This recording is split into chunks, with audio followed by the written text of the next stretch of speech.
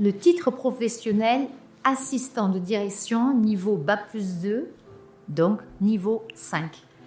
Donc là, vous allez être au cœur de décisions stratégiques avec de l'organisation, de la rigueur, de la polyvalence. Et ainsi, vous allez vraiment bien pouvoir coordonner des activités.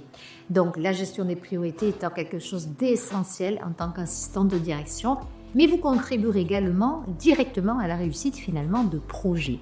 On parle beaucoup de chef de projet aujourd'hui et finalement, secrétaire de direction, on s'y rapproche et même pour ne pas dire que vous allez être gestionnaire et chef de projet. Les débouchés possibles, donc les titres qu'on entend de manière le plus couramment possible. Assistant de direction, comme son nom l'indique. Là, vous pourrez travailler dans les entreprises de tout type de taille, que ce soit cabinet de conseil ou organisation publique, mais vous aurez aussi votre quotidien qui pourra varier selon l'environnement professionnel, mais toujours en phase vraiment avec les mêmes missions, c'est optimiser la gestion administrative et organisationnelle. Enfin, assistant de projet, comme je vous le disais, donc c'est coordonner des événements, des tâches pour atteindre les objectifs d'une équipe ou d'un dirigeant ou d'un chef de service. Et enfin, assistant administratif, alors là, c'est gérer des plannings, synthétiser des informations essentielles, faciliter la communication interne, mais aussi externe. Alors, vous avez deux grands types de compétences, d'activités type, d'accord ? C'est assurer les fonctions de support administratif et organisationnel, à l'équipe de direction. Donc là, ça suppose quoi ? Vous organisez les priorités, vous aidez à prendre des décisions rapides, par exemple, vous planifiez une réunion, vous préparez des supports clairs et vous informez les équipes en temps réel pour qu'elles puissent venir à cette fameuse réunion. Gérer, par exemple, les informations aussi et les communications. Là, vous allez rechercher, vous synthétiser, vous partagez les informations essentielles. Par exemple, vous rédigez un compte rendu ou vous préparez des présentations en français ou en anglais. Petite précision. Coordonner des projets ou événements. Alors là, vous allez gérer des étapes, vous allez respecter des délais, vous assurer que la communication entre les équipes soit bien faite, etc.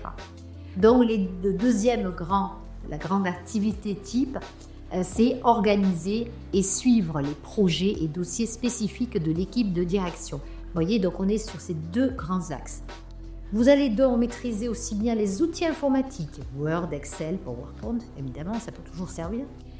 Communication professionnelle, là c'est la gestion et les ressources humaines, mais de l'anglais également pour bien gérer les échanges internationaux. En tout cas, c'est ce qui est demandé, c'est le niveau B2. L'examen final, vous aurez à la fois à présenter, à gérer un dossier, enfin c'est une étude de cas, d'accord, une mise en situation qui durera 6 heures, d'accord, avec aussi une partie orale.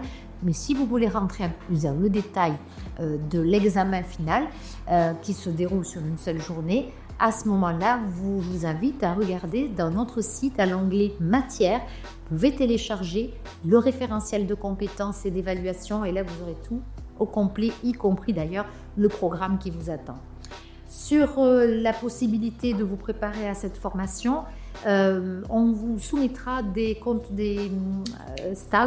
de stage, effectivement, ça permet, c'est une vraie valeur ajoutée d'avoir été un petit peu sur le terrain, surtout si vous n'avez jamais été dans ce type de métier. Donc ça peut être un gros plus, mais pourquoi pas aussi être en alternance, un contrat en alternance.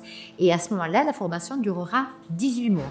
Voilà, on reste à votre disposition, on sera ravis de vous accompagner dans ce projet pour obtenir ce titre professionnel assistant de direction.